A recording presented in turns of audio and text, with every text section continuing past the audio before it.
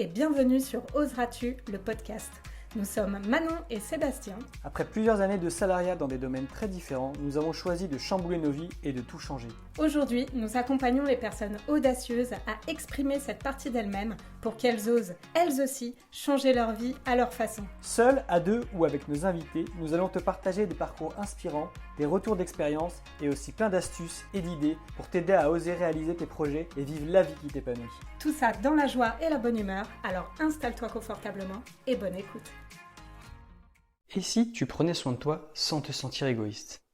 Salut à toi qui m'écoute, j'espère que tu vas bien et aujourd'hui on va parler de prendre soin de soi. Donc installe-toi confortablement, prends ton café et c'est parti. Et si prendre soin de toi n'était pas égoïste mais que c'était plutôt une nécessité? Qu'est-ce que t'en penses?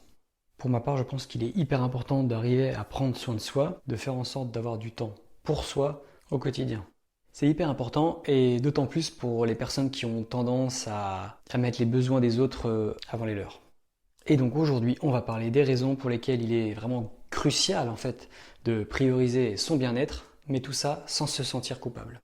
Alors pourquoi prendre soin de soi n'est pas égoïste? Il y a une vraie croyance qui court qui dit que en fait, si tu te priorises, c'est que tu es égoïste et que tu penses qu'à toi. Moi, je suis pas vraiment d'accord avec ça. Moi, je pense que prendre soin de soi au quotidien, ça permet de recharger un petit peu les batteries.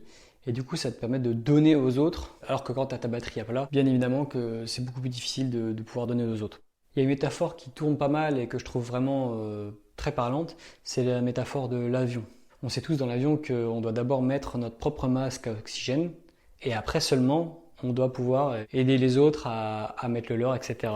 Et je trouve que c'est vraiment très parlant parce que effectivement, si tu mets pas ton masque à oxygène en priorité et que tu essaies d'aider les autres d'abord, possiblement tu vas te retrouver sans oxygène et tu pourras du coup pas aider les autres et tu vas du coup les mettre en danger aussi. Je pense que c'est pareil pour le bien-être personnel. Si toi t'arrives pas à gérer ce bien-être personnel, si t'arrives pas à prendre du plaisir et à recharger tes batteries, comment veux-tu apporter du soutien aux relations qui sont autour de toi ? Et donc une personne qui se sent bien est beaucoup plus à même d'apporter du soutien et de l'amour aux personnes qui l'entourent, tout simplement.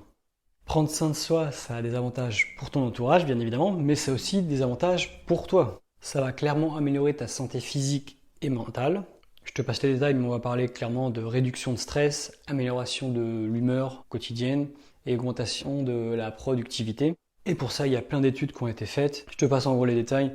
Et ce qui en ressort, c'est que les personnes qui prennent soin d'elles au quotidien ont des niveaux de stress plus faibles et une meilleure satisfaction dans leur vie. Et ils sont moins enclins à faire une dépression ou un épuisement professionnel. Donc on est clairement sur un sujet assez important quand même. Maintenant, on va parler de comment prendre soin de soi. Alors il y a plein de façons différentes et c'est un peu propre à chacun, mais je vais pouvoir te donner 2-3 pistes pour pouvoir développer ça. Déjà, il faut bien que tu aies conscience que prendre soin de soi, c'est pas forcément se payer un énorme voyage à l'autre bout du monde pendant 6 mois, etc. Ça, c'est très bien, mais il n'y a pas que ça, bien évidemment. C'est un peu comme le sport, c'est un travail au quotidien. Et donc ça peut être très simple, ça peut être tout simplement des petits gestes, comme se faire une promenade, lire un livre, ou tout simplement apprendre à dire non quand c'est nécessaire. Donc je t'invite à régulièrement faire ces petites choses-là et apprendre à fixer tes limites avec les gens qui t'entourent pour préserver ton bien-être sans te sentir coupable. Ça peut être aussi faire du yoga ou même du sport.